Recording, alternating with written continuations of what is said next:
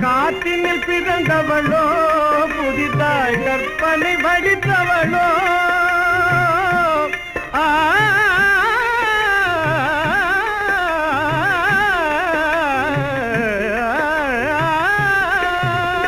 காற்றினில் பிறந்தவளோ புதிதாய் கற்பனை வடித்தவளோ சேற்றினில் மலர்ந்த செந்தாமரையோ செவ்வந்தி பூச்சரமோ அவள் செந்தமிழ் தேன் மொழியாள் நிலாவென சிரிக்கும் மலர் கொடியாள் நிலாவென சிரிக்கும் மலர் கொடியாள் பைங்கனி இதழில் பழரசம் தருவாள் பருகிட தலை குனிவாள்